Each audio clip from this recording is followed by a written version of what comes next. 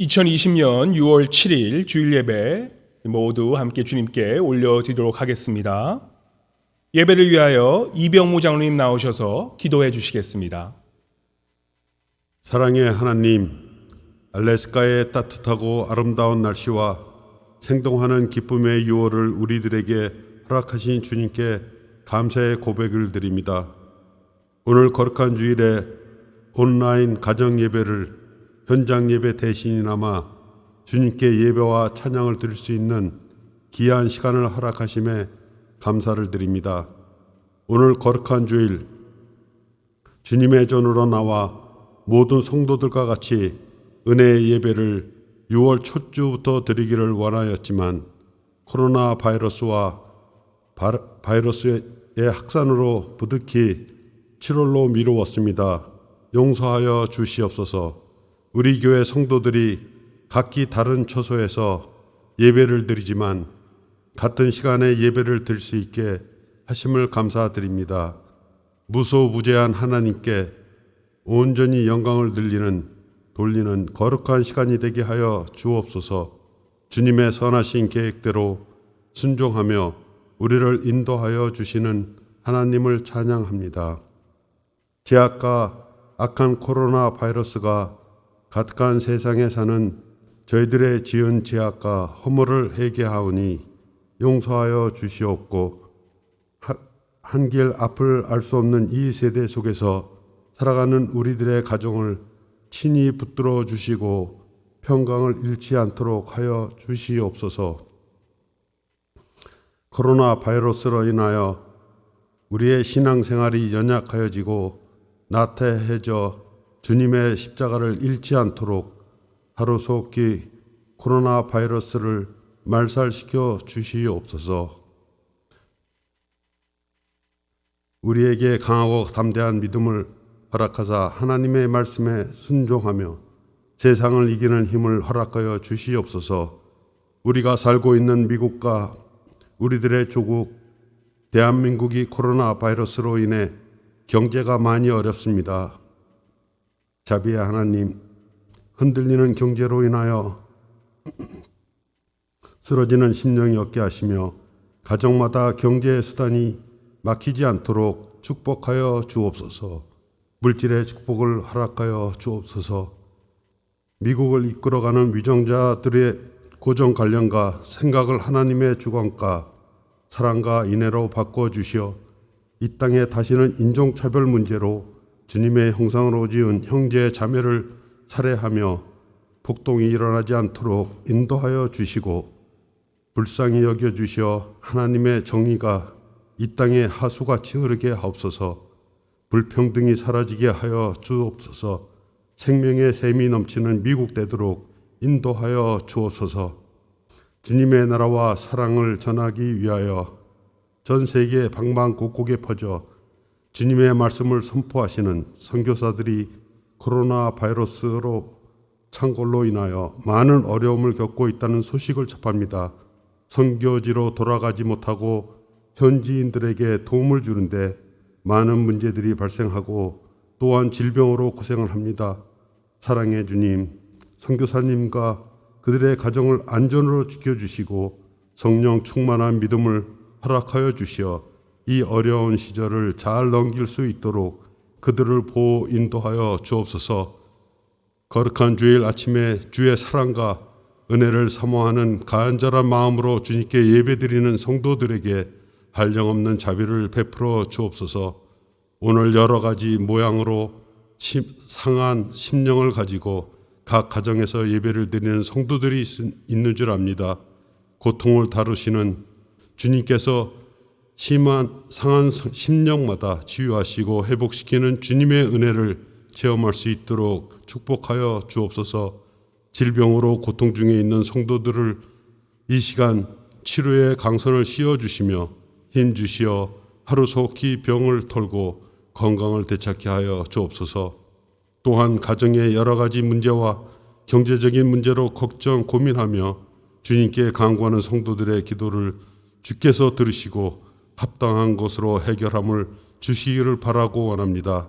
우리 교회 교우들을 코로나 바이러스로부터 지금까지 사상자가 나오지 않도록 주님의 눈동자같이 지켜 보호하여 주심을 감사드립니다. 오늘 단위에 서서 주님의 귀한 말씀을 증거하실 박여호 소와 목사님과 함께하사 우리에게 말씀 증거하실 때 복음이 전파되고 교회가 든든히 서갈 수 있도록 축복하여 주옵소서. 말씀을 전하시는 사랑하는 목사님을 성령 충만케 하시어 힘있고 권세 있는 말씀을 전하실 수 있도록 코로나 바이러스로부터 보호하여 주시옵소서. 거룩하신 예수님의 이름으로 기도드립니다. 아멘. 다 함께 기립하셔서 사도신경 다 함께 고백하시겠습니다. 전능하사 천지를 만드신 하나님 아버지를 내가 믿사오며 그 외아들 우리 주 예수 그리스도를 믿사오니 이는 성령으로 잉태하사 동정녀 마리아에게 나시고 본디오 빌라도에게 고난을 받으사 십자가에 못 박혀 죽으시고 장사한 지 사흘 만에 죽은 자 가운데서 다시 살아나시며 하늘에 오르사 전능하신 하나님 우편에 앉아 계시다가 저리로서 산 자와 죽은 자를 심판하러 오시리라. 성령을 믿사오며 거룩한 공회와 성도가 서로 교통하는 것과 죄를 사하여 주시는 것과 몸이 다시 사는 것과 영원히 사는 것을 믿사옵나이다. 아멘. 다 함께 찬송 286장 주 예수님 내 맘에 오사 다 함께 주님께 찬양 올려드리도록 하겠습니다.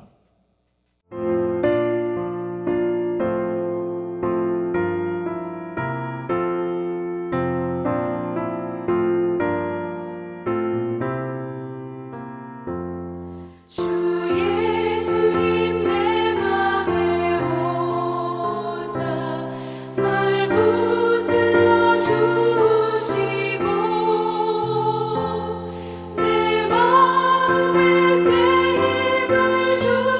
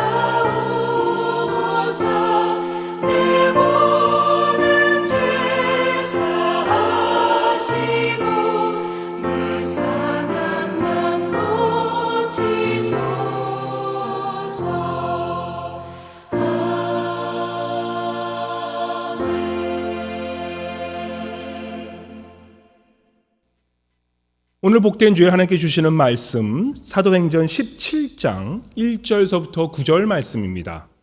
사도행전 17장 1절서부터 9절 말씀, 우리 모두 댁에서 성경책 펴시고 다 함께 합독하시도록 하겠습니다.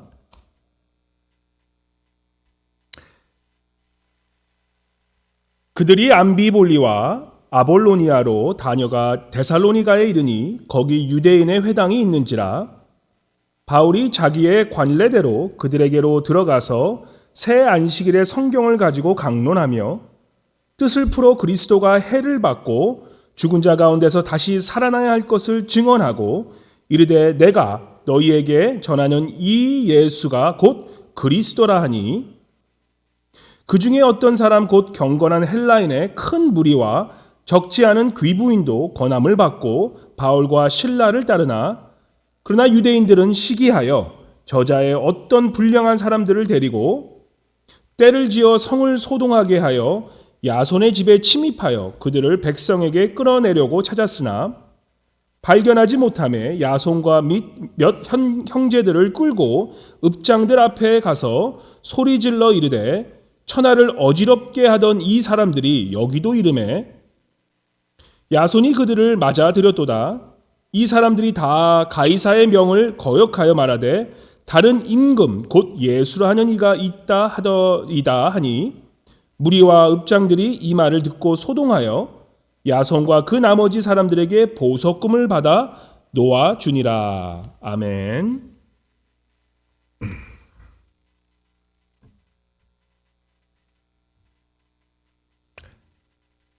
사랑하는 알라스카 동양선교회 식구 여러분 모두 잘 지내셨죠? 오늘 우리 이 예배를 시작하면서 우리 말씀 듣기 전에 우리 옆에 분에게 한번 이렇게 인사 나누기 원합니다. 우리 옆에 분에게 두 손 푸시면서 오늘도 살아있음에 감사하고 또한 좋은 날씨에 감사합니다라고 우리 옆에 분에게 인사 나누도록 하겠습니다. 오늘도 살아있음에 감사하고 좋은 날씨에 감사합니다. 그러면서 우리 또 계속해서 감사합니다, 죄송합니다, 용서해 주세요라고 우리 함께 옆에 분에게 인사 나누겠습니다. 일주일 동안 같이 계치면서 힘드셨죠? 우리 감사합니다, 죄송합니다, 용서해 주세요라고 우리 인사 나누겠습니다. 네, 제가 또 혼자 예배 드리시는 우리 어르신 분들에게 또 제가 인사 나누겠습니다. 감사합니다, 죄송합니다, 용서해 주세요. 네, 감사합니다. 이 마게도냐의 행정소인 데살로니가를 찾은 바울은 평소의 습관대로 그곳에 있는 유대인 회당을 찾아가서 예수 그리스도의 복음을 전합니다. 바울이 전한 그 복음의 핵심이 무엇입니까? 우리 인간의 죄값을 치르시기 위해 반드시 죽으셔야만 했고 또 인간을 영원히 살리시기 위해 죽은 자 가운데서 반드시 다시 사셔야만 했던 예수 그리스도만이 곧 구원자요 메시아라는 그 사실, 그 복음을 전했습니다. 놀랍게도 바울의 그 설교를 듣고 경건한 헬라인의 큰 무리와 적지 않은 귀부인들이 주님을 영접하고 그리스도인이 되는 그 장면이 오늘 이 복음, 우리가 읽은 사도행전 17장 초반의 말씀인 것입니다. 어느 도시보다도 그리스 신화가 더욱 판을 치면서 우상의 핵심 도시 데살로니가에서 그와 같은 구원의 역사가 일어났다는 것은 아마도 기적과 같은 그런 일이었습니다. 같은 구원의 메시지를 듣지만 이 헬라인들은 구원을 받는데 오늘 이 말씀에 보시면 유대인들은 정반대의 모습을 보게 됩니다. 특히 종교를 악용해서 자신들의 이익을 취하려는 이러한 정치꾼들, 아마 2000년 전이나 지금 미국이나 한국에도 얼마든지 우리가 보지 않습니까? 겉으로는 우습을 지으면서 성경과 할렐루야를 외치지만 그 속은 자신들의 권력과 재물을 얻기 위하여 하나님의 이름을 망령되게 하는 자들이 지금 이 세상, 미국이나 한국에 또한 2000년 지금 이 시대에도 판을 치고 있다는 것입니다. 그런 종교 정치꾼들을 그들이 문제지만 또한 그들을 추종하는 무리들도 똑같다는 것입니다. 바로 그러한 유대인 종교 정치꾼들에 의해서 5절에 보시면 어떤 말씀이 나옵니까? 그러한 유대인들은 시기하여 저자의 어떤 불량한 사람들을 데리고 때를 지어 성을 소동하게 하여 야손의 집에 침입하여 그들을 백성에게 끌어내려고 찾았으나라고 5절은 말씀합니다. 이 문제의 원인은 유대인들이었습니다. 그들은 하나님을 알지 못하는 이방인들이 아니라 오히려 하나님의 그런 선민임을 자처하면서 누구보다도 하나님을 더 잘 알고 있고 또한 하나님을 잘 믿는다고 자부심을 지녔던 그 유대인들이 바로 복음 앞에서 어떻게 보면 그 복음을 반대하면서 이 사도 바울을 핍박하는 모습을 보게 된다는 것입니다. 그래서 우리는 질문해야 합니다. 아니 어쩌면 복음을 받으려면 유대인들이 먼저 받아들이고 또 어떻게 보면 그 유대인들이 더 그 잘 받아들여야 할 그 유대인들이 어떻게 이렇게 복음을 거부할 수 있었느냐라는 그런 질문을 우리가 해봐야 된다는 것입니다. 사도 바울도 유대인이어서 가는 곳마다 유대인 회당에서 복음을 전했는데 그 말씀을 듣는 이방인들은 다 그 복음을 받아들이는데 유대인 그 지도자들은 복음을 받아들이지 못했던 그 이유가 무엇이었을까요? 복음의 씨앗이 땅에 떨어지는데 어떤 씨앗은 옥토에 떨어져 열매를 잘 맺지만 어떤 씨앗은 어떻게 됩니까? 가시밭에 떨어진다는 것입니다. 마태복음 13장에 보시면 씨앗이 떨어지는 그런 길가에 있는 밭, 또한 돌작이 있는 밭, 또한 가시떨기 밭, 그리고 옥토밭에 그런 예화가 나오는 걸 우리가 알 수 있습니다. 씨앗이 길가에 떨어지면 어떻게 됩니까? 그 씨앗이 뿌리 내리기도 전에 이미 새들이 와서 쪼아 먹이게 됩니다. 가시떨기 밭은 왜 거기서 열매가 자라지 못합니까? 바로 가시들 때문에 이렇게 자라려 하다가도 열매를 맺으려 하다가도 찔리고 상처받아 열매를 맺을 수가 없게 되는데 바로 우리 이 내면 안에도 이러한 새들처럼 또한 가시처럼 생명의 말씀이 자라지 못하도록 방해하는 것들이 있다라는 것입니다.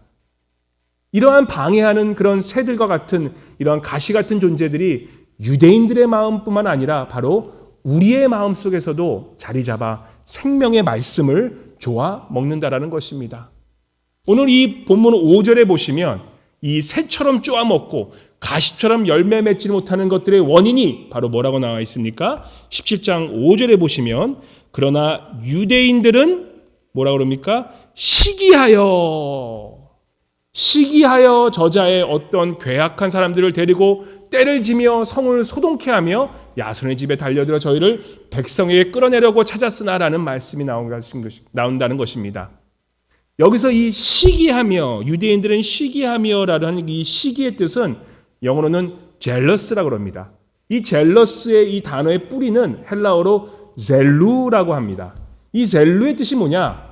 마음으로 불타오르는 그런 폭발할 것 같은 그런 미움 때문에 불타오르는 폭발할 것 같은 그런 상태를 젤루라고 하는 것입니다. 바로 그게 시기라는 말씀입니다. 바울의 복음 설교를 듣고서도 오히려 유대인 종교자들은 바울에 대한 불타는 시기심에 사로잡히고 맙니다. 왜냐고요? 같은 유대인이고 같은 종교 지도자인데도 자신들이 그렇게 하나님을 외치고 유대교를 외치대도 한 명 회심하는 사람이 나올까 말까 한데 바울이 복음을 외치니까 어떻게 됩니까? 헬라인들이 큰 무리뿐만 아니라 그렇게 콧대가 높았던 귀부인들, 자기가 잘났다고 교만하면서 그 말씀을 듣지 않으려는 그 귀부인들마저도 이제는 엎드려 그 복음 앞에서 회개하니까 같은 유대인이요 종교 지도자로서 배가 아프고 시기 질투가 난다라는 것입니다. 혹시 여러분은 그러신 적 없으신가요? 내가 하면 안 되는데 남이 하면 잘 되는 거 보면서 혹시 시기 질투하는 분 없으십니까? 왜 교회 안에 시기 질투가 제일 많은지 아십니까? 가깝고 또한 비슷하고 연배도 비슷한데 나보다 더 잘한다고 보이면 그거 못 봐주는 겁니다. 나이 어린 사람이나 아니면 나보다 훨씬 연배가 높은 사람이 잘 되면 축하가 되는데 나랑 비슷한 나이에 사람이 잘 되었거나 하면 배가 아프면서 두 손을 불붙이면서 어쭈 이것 봐라 하는 생각, 어떻게 보면 저만 하는 걸까요? 우리 속담에 사촌이 땅을 사면 배가 아프다라고 하지 않습니까? 요즘 책을 보니까 사촌이 땅을 사면 배가 아픈 철학적 이유라는 그런 책이 나와서 아주 또 잘 팔렸다고 합니다. 무슨 말입니까? 가만히 보면요, 이 질투라는 것은 비슷한 사람 사이에 나타난다는 것입니다. 여자가 남자를 질투하는 경우는 별로 없습니다. 여자들끼리 질투하는 거예요.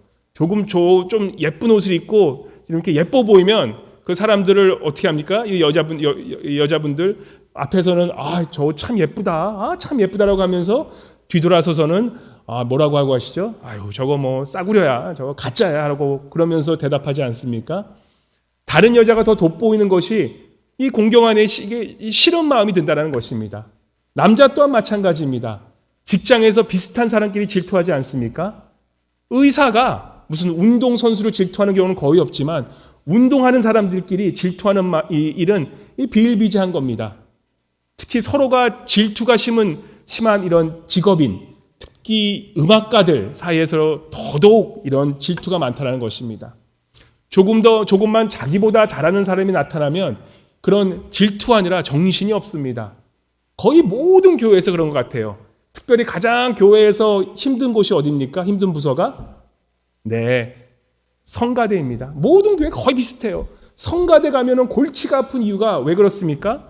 성가대 안에 비슷한 내가 노래 좀 했다고 하시는 분들이 거기 다 모여 계신 것입니다. 그러니까 질투가 생겨서 문제가 되는 겁니다. 네가 잘하면 얼마나 잘하나 하면서 서로가 서로를 질투하는 것입니다. 근데 저는 성가대원 분들하고 전혀 아무 문제가 없습니다. 왠지 아십니까? 제가 워낙 노래를 못하고 음치니까 뭐 비교 대상이 안 되는 겁니다. 문제 없어요. 어떻게 보면 목사님들이 사업가를 질투하는 법은 별로 없습니다. 목사는 누구랑? 다른 목사랑 질투하게 된다는 것입니다. 아예 비교조차 할 수 없는 대상에게는 질투를 느끼지 않게 된다는 것입니다.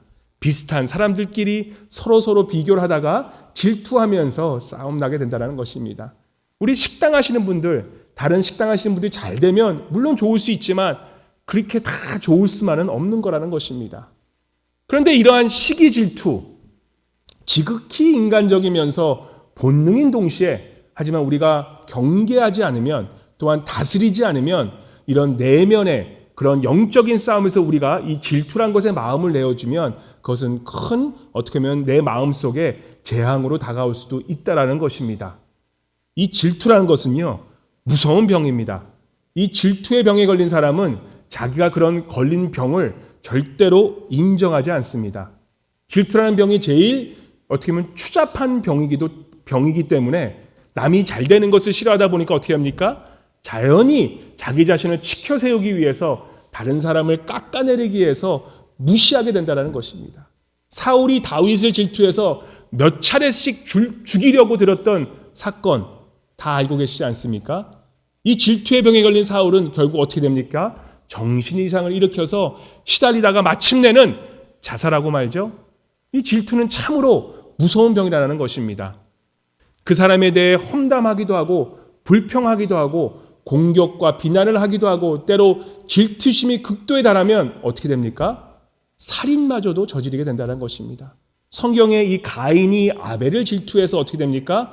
그 형제를 죽이는 사건과 또한 많은 사람들이 질투 때문에 고통을 당하는 것을 우리가 성경 안에서도 보게 된다는 것입니다. 이러한 시기 질투가 오래 가다 보면 어떤 일이 생깁니까? 이 시기 질투가 원망으로 가게 되고 이런 원망이 오래되면 마음의 쓴뿌리로 남아 그것이 결국 증오와 미움, 내 안에 사단이 둥지를 치게 허락하게 된다는 것입니다. 그리고 그 증오와 미움은 육체적인 살인이 아닐지라도 다른 사람의 인격을 죽이는 행동으로 나타나며 결국엔 자신의 삶이 처참하게 초라하게 되어지는 그런 결과를 초래한다는 것입니다. 하지만 우리가 잘 알아야 하는 것은 사실 이러한 시기, 질투, 쓴뿌리의 시작은 내 잘못으로 시작되는 경우는 별로 없다라는 것입니다. 사실 나는 피해자로서 시작된다라는 것입니다. 내 잘못으로 시작되는 게 아니에요. 그런데 내가 피해자임에도 불구하고 내가 그 행동으로 인한 그 사람을 용서하지 못하면 내 마음에 그 시기 질투로 인한 그 쓴뿌리를 어떻게 됩니까? 내가 그 내 마음속에 둥지를 치게 했으므로 그건 어떻게 누구 잘못입니까? 내 잘못이 된다라는 것입니다. 전에 제가 LA 살던 집에 우리 그 발코니에 말벌 한 마리가 날아온 적이 있습니다. 제가 어렸을 때 그 외갓집에 있는 산에 갔다가 하여튼 벌집을 쑤셔서 어렸을 때 그 벌떼한테 그 한 머리에 맞아서 한 벌침을 한 30방을 맞고 나서 머리가 어떻게 보면 거의 이 프랑켄슈타인처럼 그런 된 적이 있어서 저도 약간 벌을 굉장히 좀 싫어합니다. 근데 그 벌이 날아왔는데 그냥 가만히 놔두니까 어떻게 합니까? 일주일 만에 이놈의 이 말벌이 거기에 벌집을 만들어서 2주 만에 아주 커다란 벌집이 생겨서 거기에는 수십 마리, 거의 한 100마리 이상의 말벌들이 거의 생기는 바람에 결국에는 이 비싼 돈 들여서 이 털마에 죽이는 기술자들을 불러서 제거해야 되는 그런 사태까지 갔습니다. 그런데 이게 저희가 부르지는 않은 게 저희 아내가 그걸 딱 보면서 무슨 돈 쓰면서 그런 그 벌집을 죽이냐고 없애냐고 그러면서 자기가 무섭게 이 야구방망이 딱 하나 들고 그리고 또 이 위에 이런 뭐 모자 같은 거 하나 딱 쓰고 나가서 그냥 벌집을 그냥 야구방망이로 쑤시더라고요. 정말 이 여자들 참 무섭습니다. 우리 권사님들 요즘 나물 많이 캐러 가는데 제가 듣기로는 이 곰들마저도 우리 권사님들 집사님들 무서워서 도망간다는 얘기를 들었는데 농담입니다. 지난주에 이 83세 되신 그 이글 위버의 할머니가 무스랑 30분 동안 싸워서 옷이 약간 찢어지고 또한 멍이 좀 생기긴 했지만 자기가 무스를 싸워서 승리했다고 이 앵커리지 데일리 뉴스에 하여튼 헤드라인 뉴스로 나오더라고요. 할아버지면 졌을 텐데 할머님이시기 때문에 아마 이기신 것 같습니다. 아무튼 이게 무슨 말입니까? 말벌이 우리 집에 오는 건 그건 그 말벌 마음이라는 얘기입니다. 이게 내가 어떻게 할 수 있는 게 아니에요. 다른 사람이 나를 해코지하고 힘들게 하는 것, 피해가는 것, 그건 내 잘못이 없다라는 것입니다. 그런데 제가 만약 그 벌 한 마리가 벌집을 만들려고 할 때 그냥 어떻게 보면 물로 아니면 이 브러쉬로 그냥 죽이면 되는데, 그죠? 그냥 쫓아내면 괜찮은데 그걸 놔두면 어떻게 됩니까? 엄청난 벌집을 만들게 된다는 것입니다. 우리의 이 마음 안에 있는 쓴뿌리도 마찬가지라는 겁니다. 마음의 쓴뿌리라는 것은 이 마음의 이 쓴뿌리 같은 그런 벌집이 생기기 전에 나를 힘들고 어렵고 또는 시기질투하고 내가 상처 준 사람을 그 한 사람을 내 마음속에서 어떻게 보면 쳐내면 되는데 그렇게 하지 않고 놔두면 어떻게 됩니까? 내 마음에 큰 그런 말벌 벌집과 같은 그런 벌집이 생겨서 내 잘못이 아님에도 불구하고 벌집이 생기게 함으로 그 잘못으로 인해서 내가 얼마나 상처받는 그런 상황이 생기는지 모른다는 것입니다. 우리 상상하기는 싫지만 혹시 여러분 마음속에 이러한 벌집이 생겨서 자리 잡고 있는 건 아닌지요? 나를 힘들게 한 사람, 그 사건만 생각하면 벌이 막 내 말벌이 막 마음을 콕콕 찌르고 어쩌면 너무 아파서 죽을 것 같아라는 그런 마음이 들지는 않으시나요? 누가 내게 나쁜 거짓 소문을 내면 그 사람을 용서하기란 쉽지가 않다는 것입니다. 왜냐하면 나의 그런 인격적 살인을 한 거기 때문에 쉽지 않습니다. 성경에 보시면 오늘 본문의 유대의 지도인 지도자처럼 쓰디쓴 그런 분노와 질투에 쌓인 마음의 소유자들을 보게 됩니다. 룻기에 보시면 나오미가 이민 가서 어떤 일이 생깁니까? 남편도 죽고 자식들 둘 다 죽고 나니 얼마나 그 마음에 쓴뿌리가 생기겠습니까? 룻기 1장 13절을 잘 보시면 이렇게 나옵니다. 여호와의 손이 나를 치셨으므로 나는 너희로 인하여 더욱 마음이 아프도다 라고 말씀하면서 나오미라 칭하지 말고 마라라 칭하라. 이는 정능자가 나를 심히 괴롭게 하셨습니다 라고 말하면서 그 1장 13절에서부터 그런 세 절 속에 5번에 걸쳐 하나님이 자신의 쓰다쓴 마음에 책임이 있다고 그러면서 결국엔 그 마음에 쓴 뿌리가 어디로 갑니까? 하나님을 원망하는 그 마음으로 가게 되는 모습을 보게 된다는 것입니다. 그런데 오늘날 이러한 특별히 믿는다고 하면서 그런 하나님을 믿는 사람들, 성도들 중에 이러한 쓴뿌리를 가지고 살아가는 분들이 너무나 많다라는 것입니다. 쓴 마음을 갖고 있을 뿐만 아니라 어떻게 보면 그 상태를 너무나 오랫동안 가다 보니까 그 마음을 즐기는 분도 계신다는 겁니다. 어느 정도 이것을 즐기면서 그것이 뿌리를 내리고 그 뿌리 내린 그 쓴뿌리와 함께 그냥 함께 살아가는 모습을 보게 되는 것입니다. 이 쓴 마음이 제거되면 어떻게 보면 이 난감해하는 거예요. 이게 없어지면 나랑 평생 같이 살았던 이런 쓴뿌리인데 내 마음이 공허해질까봐 아예 그 쓴뿌리를 계속 키우면서 가는 모습도 보게 된다는 것입니다. 우리 주변에 이러한 쓴뿌리를 가진 마음의 소유자들이 있지 않습니까?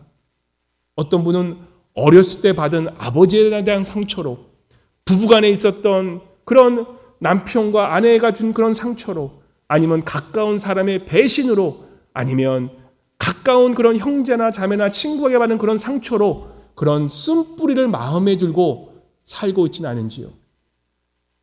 그런데 이렇게 쓰다 쓴 마음을 수년 동안 마음에 갖고 있다면 어떤 일이 발생하게 될까요?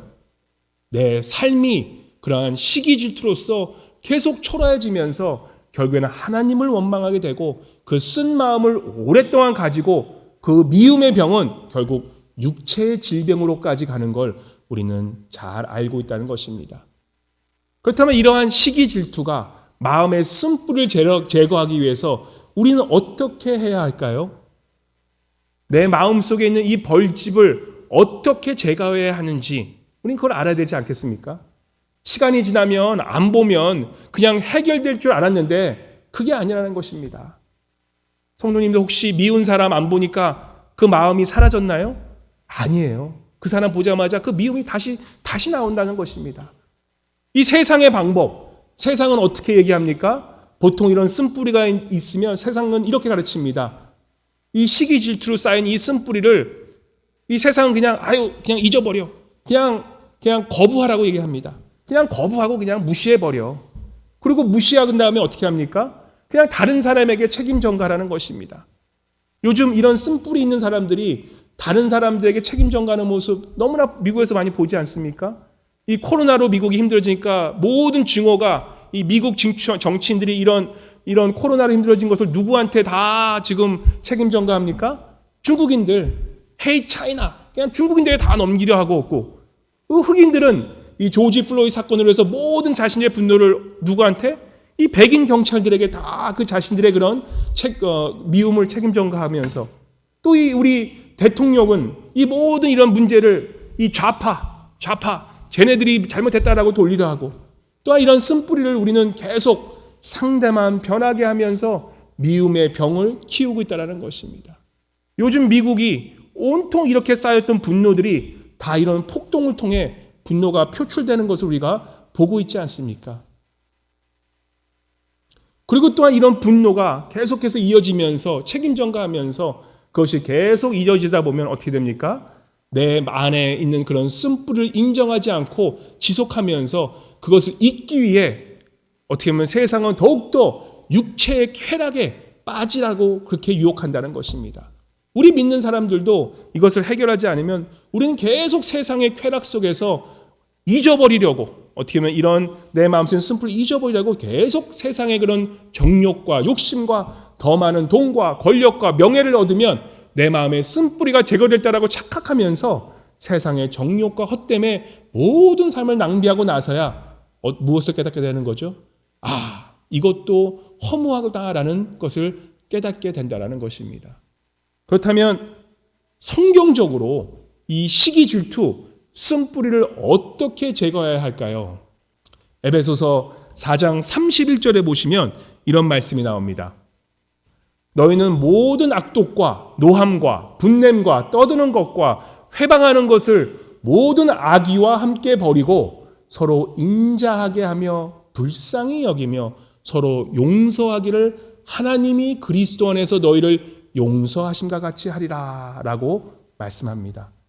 또한 히브리서 12장 15절에 보시면 이렇게 나옵니다. 너희는 돌아보아 하나님 은혜에 이르지 못하는 자가 있는가 두려워하고 또 쓴 뿌리가 나서 괴롭게 하고 많은 사람이 이로 말미암아 더러움을 입을까 두려워하라 라고 말씀하고 있습니다.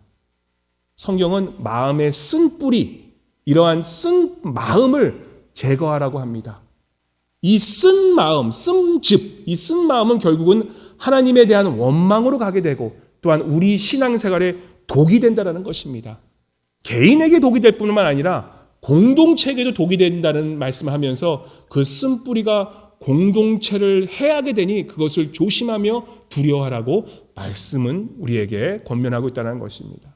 그래서 이러한 쓴뿌리, 혹시 내 마음에 쓴뿌리가 계신 분들 잘 들으시기 바랍니다. 제일 먼저 이 쓴뿌리를 해결하기 위해서는 자신이 쓴 이런 마음을 갖고 있다는 것을 인정하는 것이 가장 첫 번째 단계라는 것입니다. 내 마음속에 혹시라도 다른 사람을 시기 질투해서 있는 이 마음, 내가 먼저 인정하고 나가야 된다는 것입니다. 요한일서 1장 9절에 보시면 만일 우리가 우리의 죄를 자백하면 저는 미쁘시고 의로우사 우리 죄를 사하시며 모든 불의에서 우리를 깨끗게 하실 것이요 라는 말씀이 나옵니다. 감추지 말고 고백하고 표현하라는 것입니다. 이런 예레미야 애가서, 이 예레미야가 하나님께 아뢰면서 원망 섞인 이스라엘의 죄와 듣지 않으신 하나님께 얼마나 울부짖는 그런 모습이 나오지 않습니까? 한번 예레미야서를 읽어보시고 애가서를 한번 읽어보십시오. 마음에 원망이 있는 분들 이 애가서를 읽으면 마음이 풀리는 것을 경험하게 될 겁니다. 바로 그것이 필요한 겁니다. 인정하고 또 내 마음속에 쓴뿌리가 있음을 주님께 먼저 울부짖는 것이 필요하다라는 것입니다. 그래서 바로 우리가 이렇게 주님께 회개하고 나아가고 내 죄를 위하여 십자가에 지신 그 예수님의 보혈에 의지하여 나아갈 때 그 그리스도의 십자가의 보혈의 피 흘리심으로 말미암아 모든 이런 마음의 죄 또한 이런 쓴뿌리가 씻겨나가고 덮어짐을 믿으시기 바랍니다. 우리가 인정하고 우리 마음속에 있다는 쓴뿌리를 인정하고 또한 우리가 주님 앞에 회개하고 나아가고 그 십자가 보혈의 피를 의지하고 나아간 후에 바로 우리 마음속에 있는 그 미움을 이제는 그 사람을 용서함으로 바로 이 용서를 통해 모든 미움과 시기 질투 쓴뿌리가 바로 제거된다라는 것입니다. 이 용서라는 단어, 헬라어 단어로 세 가지 의미가 있는데 두 가지만 말씀드릴게요. 이 용서라는 의미는 아폴로라는 뜻입니다. 이 아폴로라는 뜻은 뭐냐? 풀어준다라는 의미입니다. To loose away, release라는 뜻입니다. 땅에서 풀리면 하늘에서 풀린다는 그 성경의 말씀이 바로 이 용서의 아폴로의 뜻이 담겨져 있다는 것입니다. 또한 이 용서라는 단어는 카리소마이라는 뜻인데 이 카리소마이는 은혜라는 것입니다. 용서하는 것은 우리가 용서하는 것이 아니라 누가 용서하는 겁니까? 주님께서 하나님께서 예수 그리스도를 통해서 우리를 용서해 주셨기 때문에 바로 그 무조건적인 그런 용서를 통해서 우리 또한 다른 사람을 은혜로서 하나님이 우리에게 보내주신 그 은혜 안에서 용서하다라는 것입니다. 주기도문에서 우리가 우리에게 죄 지은 자를 사하여 준 것 같이 우리의 죄를 사하여 주옵시고 라는 그 말씀의 뜻처럼 어떻게 보면 우리가 복음을 진정으로 깨달은 자는 우리는 용서받을 수 없는 이런 자격을 가진 사람이지만 주님께서 우리같이 자격 안 된 사람을 용서해 주셨기에 다른 사람을 용서하라는 것입니다. 우리의 마음은 증오와 용서하는 마음을 둘 다 가질 수는 없습니다. 용서하지 않는 마음을 가지고도 어떻게 보면 우리는 이렇게 예배드리고 있지 않습니까? 그런데 그 예배가 과연 하나님께 진정으로 바쳐지는 예배가 될 수 있을까요? 모든 것이 꾸며진 가짜가 된다는 것입니다. 내가 만약 용서하지 못한다면 나는 좋은 사람이 아니고 용서하지 않기에 땅에서 매음으로 하늘에서도 매이게 되며 주님 안에서 기쁨을 누릴 수 없게 된다는 것입니다.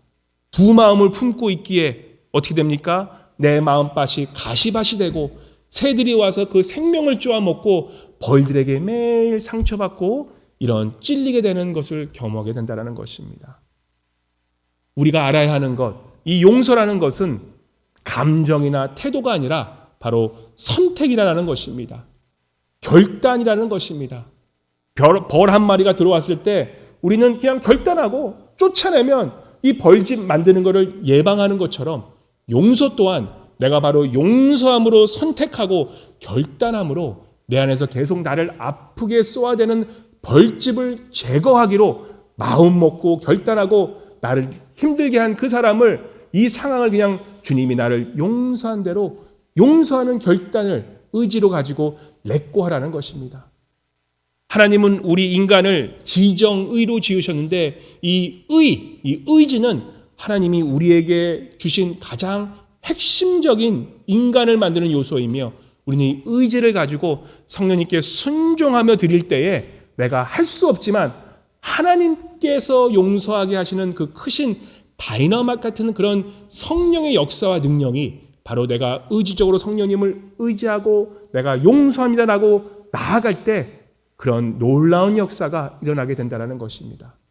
내가 죽도록 미워했던 인간이 용서가 되고 나를 굳도록 힘들게 했던 상황들이 내가 결단하고 성령님 도와주세요라는 그 한마디의 진실된 기도를 통해 성령의 역사, 그 용서의 역사가 시작되어지고 우리 마음속에 있었던 그 벌집들이 사라지기 시작한다는 것입니다.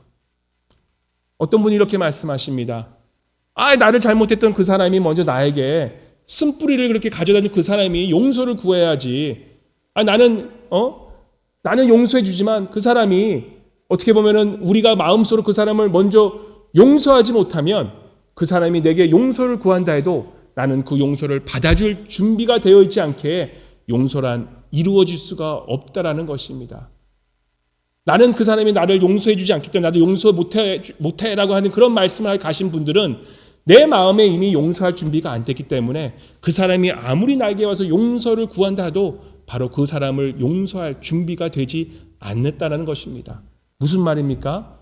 용서란 그 사람이 내게 먼저 사과를 하건 말건 내 안에서 이미 그 사람을 용서를 했기에 바로 그 용서를 통해서 내가 그 사람이 내게 용서를 구할 때 용서해 줄 수가 있다는 것입니다. 그래서 더 이상 저 사람이 먼저 와서 내게 무릎 꿇으면 용서해 준다는 말은 큰 의미가 없어진다는 것입니다. 사랑하는 성도 여러분, 우리가 아무리 용서를 해도 상처는 남습니다. 그래서 용서는 7번 아니 70번씩 7번을 하시라는 이유는 계속 용서함으로써 계속 우리가 그 마음속에 그 미워했던 사람을 놓아줌으로써 렛고함으로써 우리 안에 쓴뿌리인 이런 벌집이 자리를 못 잡게 하는 겁니다. 계속 벌들을 쳐내면 어떻게 됩니까? 벌들이 더 이상 오지 않겠다는 것입니다. 우리가 계속 용서하고 7번씩 70번씩 용서하게 되면 더 이상 우리를 힘들게 했던 그런 상처들이 우리를 방해하지 못하라는 것입니다. 우리가 계속 그 사람을 축복해주고 그 사람의 십자가의 사랑으로 덮여주면 우리의 상처도 시간이 가면서 아물어진다는 것입니다. 그리고 믿음으로 나가시고 인내하면서 사랑은 끝까지 참아주는 것을 생각하시면서 우리 주님의 사랑을 내가 용서할 수 없는 그 사람을 생각할 때 내가 용서할 수 없더라도 우리의 주님의 사랑을 한번 생각해 보시기 바랍니다. 우리 로마서 8장에 사망이나 생명이나 천사들이나 권세자들이나 현재일이나 장래일이나 능력이나 높음이나 깊음이나 다른 아무 피조물이라도 우리를 우리 주 예수 그리스도 안에 있는 하나님의 사랑에서 끊을 수 없으리라는 그 말씀을 생각하시면서 예수님의 사랑은 영원하기에 우리가 인간적으로 힘들어도 주 안에서는 그 영원한 사랑 안에서 우리가 다른 사람을 용서할 수 있다는 것입니다. 유대인들은 자신들의 마음에 질투와 미움을 또한 용서하지 못해 결국은 예수님을 죽이게 됩니다. 하지만 오늘 본문의 야손 역시 유대인이었지만 그는 복음을 영접하고 바울 일행에게 숙소를 제공했다는 죄 아닌 죄목으로 같은 동족인 유대인들로부터 온갖 핍박과 어려움을 당하지만 그들을 미워하지 않는 이유는 바로 이 야손의 마음 속에는 주님이 주시는 그 용서의 마음과 복음의 참 은혜를 깨달았기 때문입니다. 그리고 그 바울을 돕는 믿음의 용장으로 우뚝 서게 되는 그런 야손을 우리 본문 말씀에서 보게 됩니다. 우리 사랑하는 알라스카 동양선교교회 식구분 여러분, 내 안에 미워했던 시기 질투했던 하지만 용서하지 않아서 그냥 시간 지나면 괜찮겠지 하고 무시해버렸던 그런 마음들이 혹시 내 마음에 쓴뿌리가 생기지 않았는지요? 그리고 그 쓴뿌리가 생기게 한 그 사람이나 사건이 있다면 지금 이 시간 주님 앞에 내어드리고 그것을 인정하면서 주님, 내가 이것 때문에 마음이 아픕니다 라고 하면서 예수님 십자가 보혈의 은혜에 의지하면서 용서를 구하시고 또한 다른 사람을 용서함으로 이제는 더 이상 상처에 묶여 사는 인생이 아니라 자유하며 풀리며 다른 이들을 축복하는 하나님의 형상을 회복한 새로운 생명을 가진 자녀들로 승리하시기를 주님의 이름으로 간절히 축원합니다. 아멘. 우리 침묵으로 잠깐 기도하고 나아가길 원합니다. 우리 잠깐 눈 감으시고 우리 한번 내 마음을 한번 내 내면을 한번 내 영혼의 눈으로 한번 바라보시기 바랍니다. 혹시 이 지금 나를 힘들게 하신 분, 내게 마음의 쓴불을 가지게 한 그 한 사람이 있다면 한번 그분을 생각하시기 바랍니다. 그 사건을 한번 생각해 보시기 바랍니다. 나는 괜찮아라고 하시지만 아니면 지금 이 코로나 사태로 분노가 내 마음속에 자리 잡고 있다면 이 상황을 생각하면서 우리가 솔직히 내 마음을 주님 앞에 올려드리기 원합니다. 그리고 그 솔직히 인정하고 나아가면서 주님의 십자가 사랑, 그 보혈의 능력에 의지하여 나의 쓴뿌리를 인정하고 또한 용서하지 못한 마음, 그 마음들 주님 앞에 회개하고 나아가면서 그런 십자가의 보혈에 의지함으로 내가 용서한다고 그런 의지적인 결단하는 시간을 우리가 잠시 가지도록 하겠습니다. 주여, 나는 할 수 없지만 주님께서 만져주시고 치유하셔서 이제는 우리의 마음의 쓴뿌리가 나를 더 이상 비참하게 만지지 못하도록 우리 함께 잠시 침묵하면서 성령님 도와주시고 우리 마음속에 있는 이 쓴뿌리를 주님, 내가 용서함으로 정말 주님, 내 마음속에 더 이상 이 쓴뿌리 때문에 내 삶이 처참하지 않고 이제는 주님께 나아감으로 자유를 얻는 저희를 되어달라고 우리 잠깐 침묵으로 나를 힘들게 한 사람 주님께 올려드리고 이 어려운 상황 주님께 올려드리고 주여 도와주시고 주님, 내 마음속에 용서가 가득 참으로 주님, 이 모든 것들이 해결되어지도록 우리 침묵으로 잠시 주님께 올려드리고 나아가도록 하겠습니다.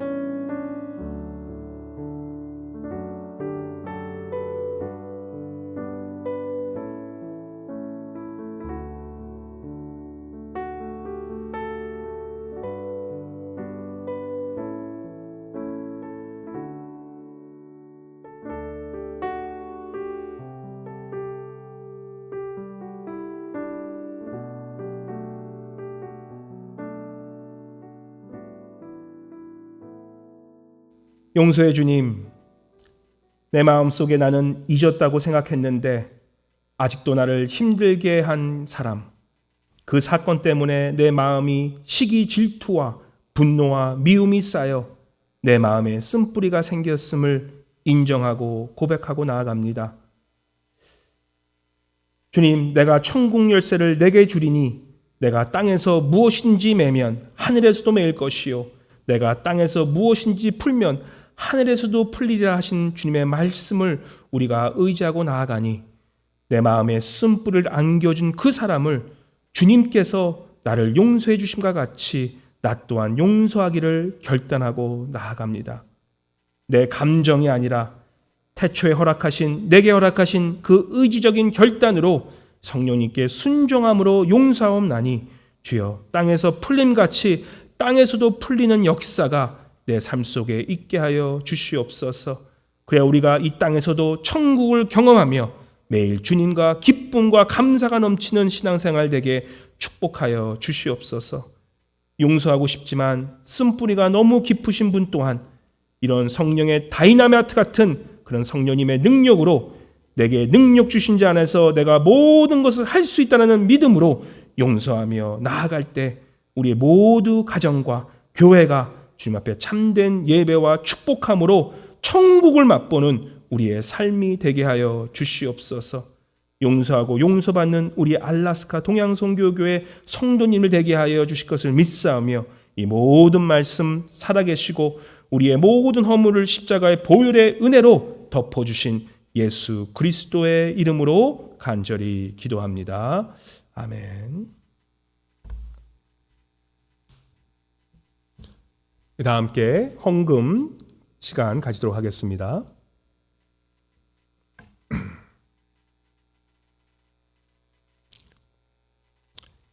헌금 위에서 기도하도록 하겠습니다.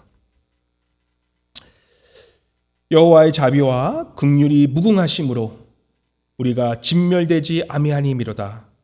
이것이 아침마다 새로우니 주의 성실이 크로소이다. 자비와 긍휼이 무궁하신 하나님 아버지, 저희를 항상 지켜주시고 우리를 하나님의 날개 아래 덮으시사 모든 해를 피하게 하시고 언제나 소망을 품고 살아가게 하시는 은혜 감사 찬양 올립니다.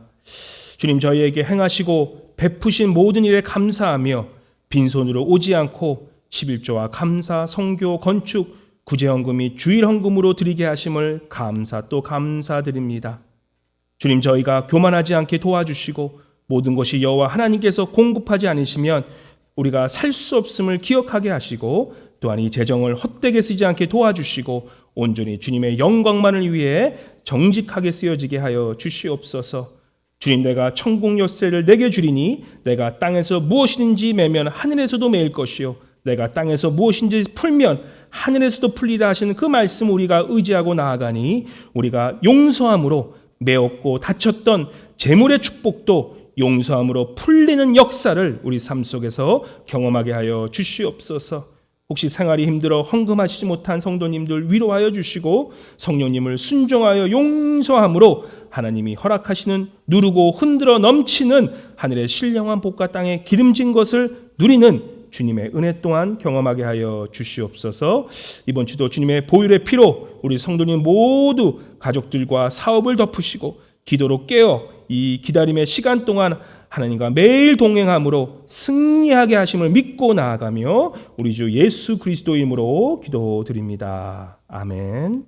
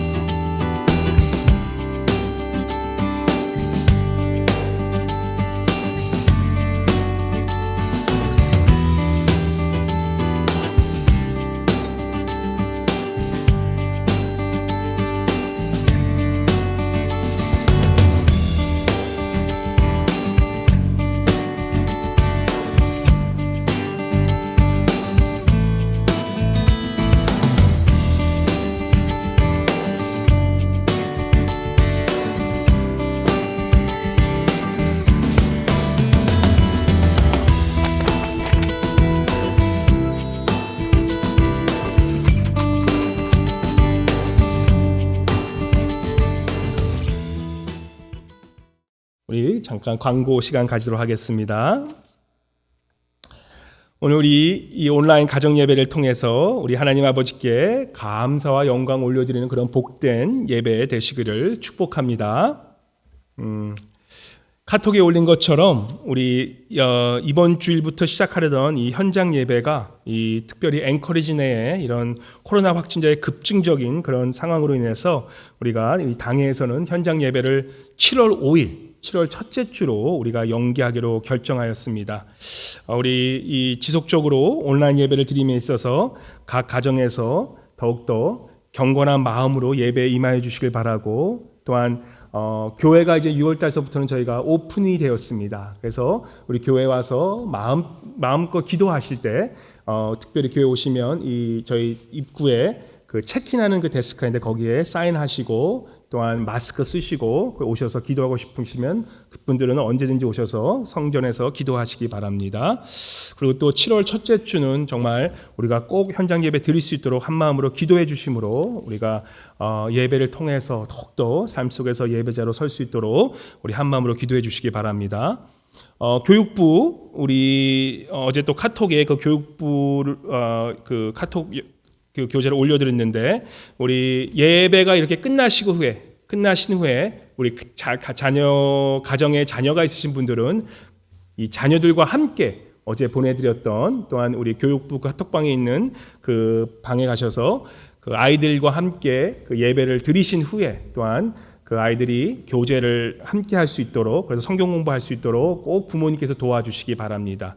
사실 교회에서 이루어지는 이런 자녀 교육은 1년 해봤자 50시간이 채 안 됩니다. 교회에서 40분 정도 가르쳐봤자 뭐 1년에 50시간 될까 말까인데, 가정에서는 몇 시간입니까? 거의 3,000시간 이상을 부모님들은 자녀들에게 교육할 수가 있다는 것입니다. 그래서 우리 부모님들이 어떻게 보면 먼저 이 주일학교 교사가 되어주시는 것이 성경적인 가르침이기 때문에 꼭 이 예배가 끝난 후에 나는 예배 끝났으니까 됐다라고 생각하지 마시고 우리 자녀들과 함께 예배 드리시고 또한 자녀들에게 성경을 가르쳐 주시는 그런 우리 부모님 되시기를, 그래서 우리 자녀들이 이제는 정말 다음 세대 믿음으로 잘 양육돼서 하나님의 성품을 닮은 큰 그릇들이 될 수 있도록 우리 자녀를 위해서 모두 함께 기도해 주시기 바랍니다. 이번 주 나가는 그런 성경 우리 이 예배 순서지에 보시면 우리가 이 세컨드 페이지에 보시면 이 선교 편지가 함께 포함이 되어 있습니다. 그래서 우리 선교사님들 잊지 마시고 우리가 매일 월요일부터 토요일까지 한 분 한 분 선교사님 위해서 기도하고 우리 한 마음으로 선교사님 위해서 우리 댁에서 또한 삶 속에서 함께 기도해 주고 나아가시기 바랍니다. 우리 AKOMC 봄맞이 글짓기 잔치 계속 우리 많은 분들이 또한 참여해 주시고 계신데, 또 우리 akomc.org 가시면 우리 이 홈페이지가 아주 아름답게 아주 잘 꾸며져 있습니다. 그래서 이 들어가셔서 한번 우리 홈페이지 한번 확인해 보시고, 제가 오늘 또 두 분 우리 사행시 쓰신 그 두 분의 사행시를 함께 나누도록 하겠습니다. 먼저 우리 손영희 권사님이십니다. 위로 회복. 위대하시고 강하신 좋으신 예수님, 우리들의 죄를 대신하여 로마 병정들에게 죽임당하시고 다시 부활하셔서 우리를 회복시키시려 이 땅에 오셔서 한없는 사랑과 은혜로 복 주심을 감사드리며 영원히 주님을 높이며 사랑합니다. 손영희 권사님, 참 너무 잘하셨습니다. 아주 너무 이렇게 참 창의력도 너무 좋으십니다. 예, 우리 염기창 우리 집사님, 위로 회복. 제가 읽어드리겠습니다. 위에서 내려주시는 은혜의 담비로 허전한 나의 마음을 채우며 로마에서 가르치신 사랑의 열매를 다시 한번 묵상하고 회복해 주시는 하나님의 치유의 손길을 체험할 때마다 복의 근원 되신 하나님의 말씀에 순종하여 우리 모두가 마음을 모아 힘차게 할렐루야 하며 외쳐봅시다. 아멘. 우리 염기창 집사님, 우리 또한 손유희 권사님, 이렇게 또 글로 또 이렇게 뵈니까 얼마나 반가운지요. 예, 우리 또 많은 성도님들 답답하고 이런 힘든 마음들 다 글로 표현하시면서 우리 하나님께 올려드리길 원합니다. 너무 감사합니다. 축하할 소식이 있습니다. 특별히 우리 윤금덕 우리 시무권사님, 피택 권사님, 예, 윤금덕 우리 피택 권사님의 장남 우리 윤광진 형제가 또한 우리 며느리 이재연 자매에서 LA에서 아주 예쁜 딸 우리 윤이나 우리 손녀따님을 등려하셨습니다. 그래서 특별히 그 딸을 위해서 우리 손녀딸 우리 윤이나 자매를 위해서 아이를 위해서 기도해 주시고 또 그 아이가 하나님의 그 은혜 안에서 잘 지혜롭게 커갈 수 있도록 위해서 기도해 주시고 특별히 산모 또한 건강할 수 있도록 함께 기도해 주시길 원합니다. 그 가정에 또한 하나님의 그런 은혜와 또한 축복이 가득 찰 수 있도록 우리 기도해 주시고 특별히 임군덕 검사님 우리 권사님 축복하고 또한 우리 축하드립니다. 우리가 카톡에 제가 남긴 것처럼 우리 계속 코로나 확진자가 지금 미국뿐만 아니라 앵커리지에서 지금 아주 급증세를 보이고 있습니다. 그래서 지금 더욱 좀 조심하시고 또 그럴 때일수록 더욱더 기도하시면서 우리 하나님 앞에 나아갈 때 정말 보지는 못하지만 내 마음속으로 다른 사람을 용서하고 더욱더 다른 사람에게 우리 하나님 그리스도의 그런 복음을 전할 수 있는 저와 여러분 되시기를 우리 주님의 이름으로 축원합니다.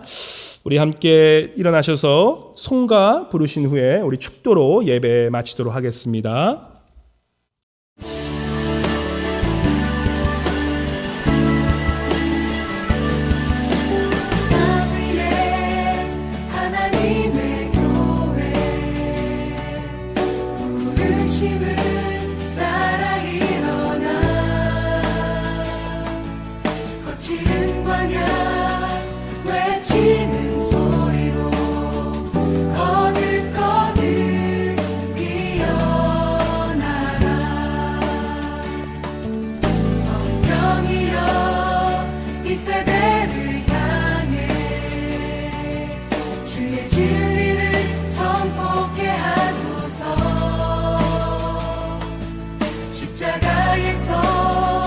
죽으신 그 사랑 우리 사랑 되게 하소서. 주 문들아 열릴지어다. 모든 세대여 일어나라. 주 예수께 무릎 꿇고 경배드리세. 주는 이기신 영화의 왕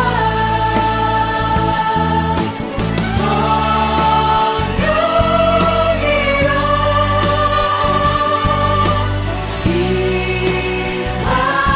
임하소서.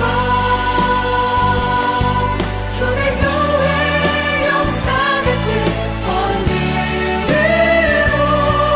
모든 교회 일으켜 주소서.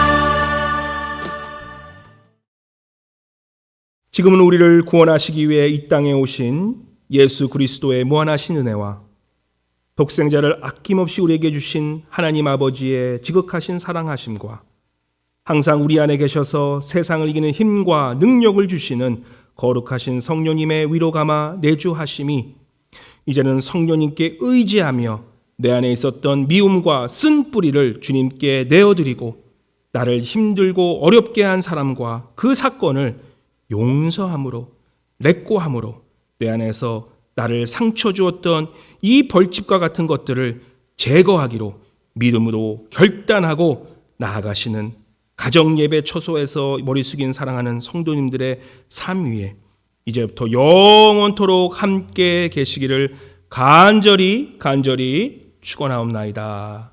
아멘.